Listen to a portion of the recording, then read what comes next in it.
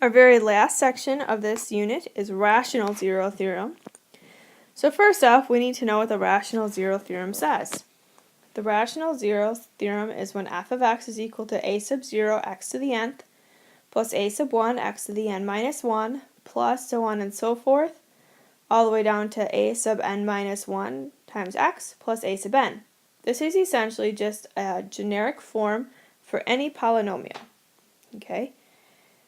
So, if p over q is a rational number in simplest form and is a 0 of f of x, then p is a factor of a sub n and q is a factor of a sub 0. So a sub n is your last term and a sub 0 is your first term. So essentially, you just need to find all the factors of the last term, all the factors of the first term, and divide the two. And that's how you get all the possible zeros. So here we're going to list all possible zeros. So to do that, we're going to start with the very last term and list all possible zeros of the last term, which in this case, factors of 9 would be 1, 3, and 9.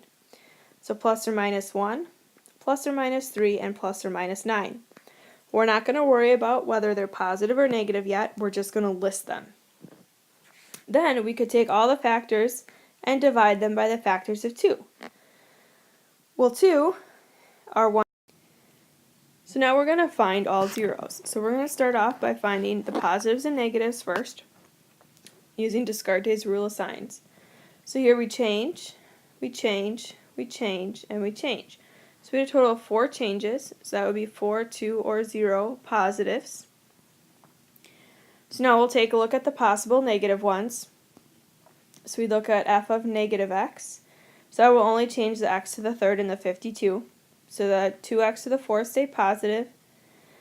The negative 13x to the third is now positive.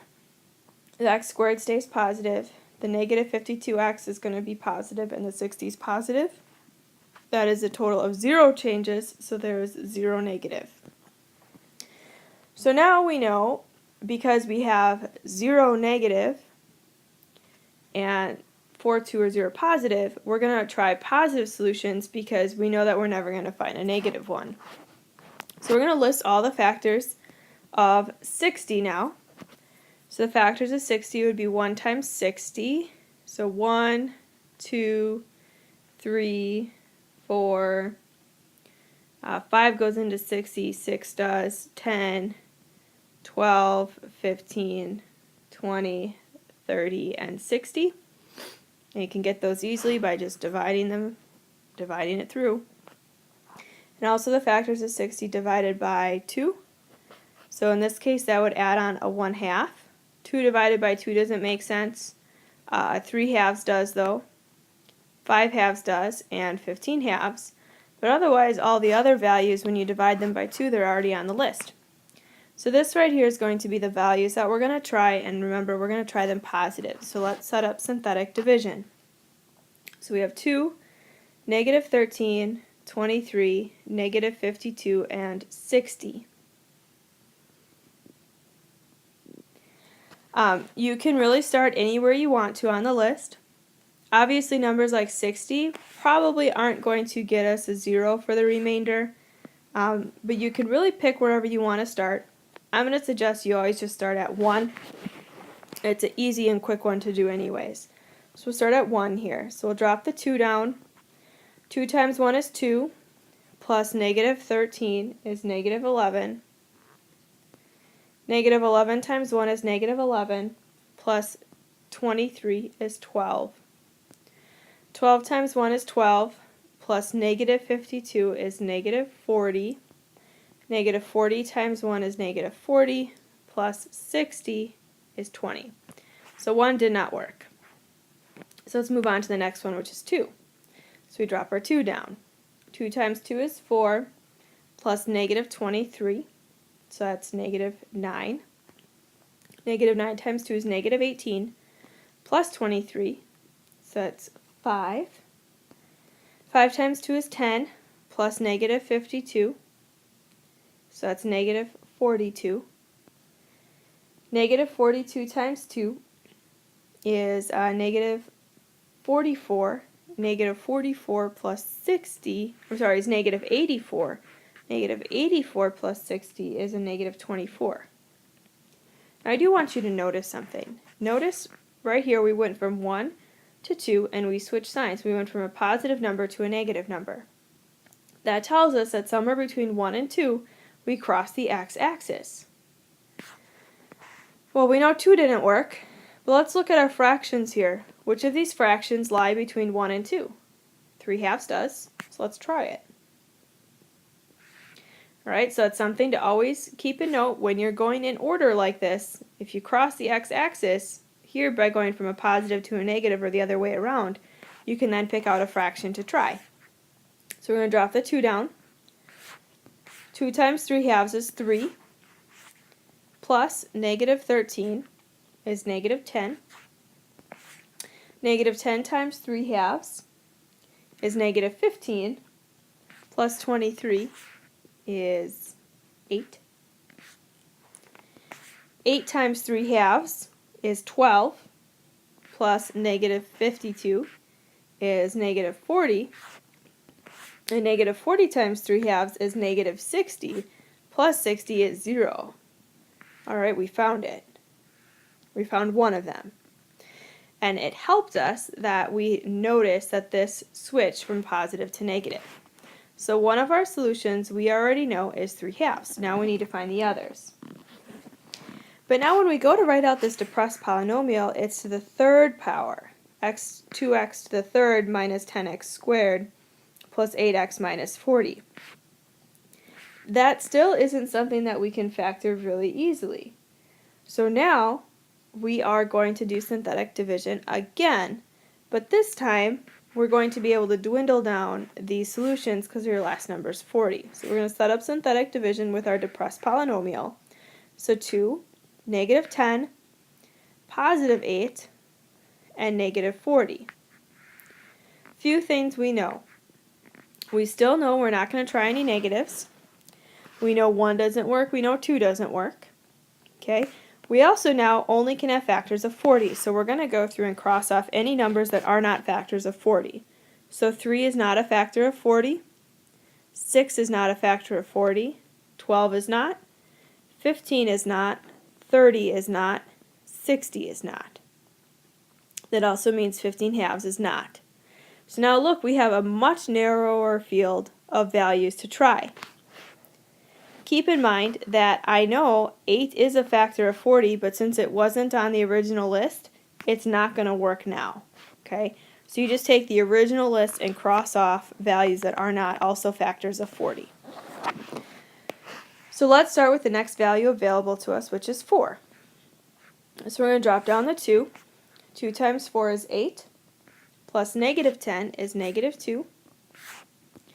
Negative 2 times 4 is negative 8, plus 8 is 0, and 0 times 2 is 4.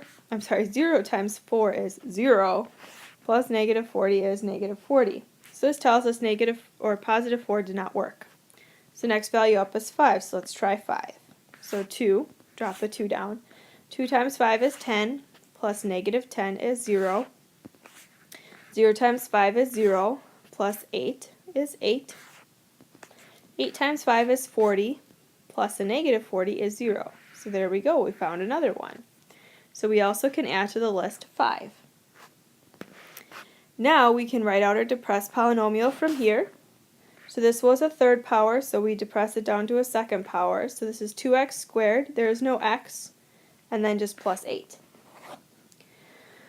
Well, here when we just have an x squared and no middle term, we can get that x squared alone. So we'll set this equal to 0. So we'll get the x squared alone by subtracting the 8 and then dividing both sides by 2. So x squared is equal to negative 4. And then we know that when we have an x squared alone, we can just take the square root of both sides. So x would be equal to plus or minus. The square root of negative 4 would be 2i. So we're going to add that one on there, plus or minus 2i. So there's our solutions. They should match up with our values here. So we should have a total of 4, which we do have a total of 4. And look, 2 of them are positive, which was one of our options, and the other 2 then are imaginary. Okay, there's another example following this. If you think you understand, you do not need to watch the next example. So this example, it's the same type of thing. We're going to solve So we're going to start off by determining positive and negative values using Descartes' rule of signs. So here we have a switch, no switch, and a switch. So we had 2 or 0 positive. So now we'll look at the negative values of this. So f of negative x, so it's only going to switch the odd exponents. So the 2x to the third is negative, the 7x squared stays negative, the 8x stays positive, and the 28 is positive. So look there, we have 1, so we're going to have 1 negative. Alright, so now we'll list the factors of our last number here, which is 28. So factors of 28 would be 1, 2, 4, 7, 14, and 28. And we could also have these factors all divided by 2. So 1/2, and the only other one that would work here would be 7/2. So now, because we have for sure 1 negative, we're going to shoot for our negative solutions here. So we're going to try these values, but we're going to try them out negative. So here we have 2, -7, -8, and 28. So we'll try it as for a -1. So we drop down the 2. 2 times -1 is -2, plus -7 is -9. -9 times -1 is +9, plus -8 is 1. 1 times -1 is -1, plus 28 is 27, so that one did not work. So now we're going to try -2. So we drop down the 2.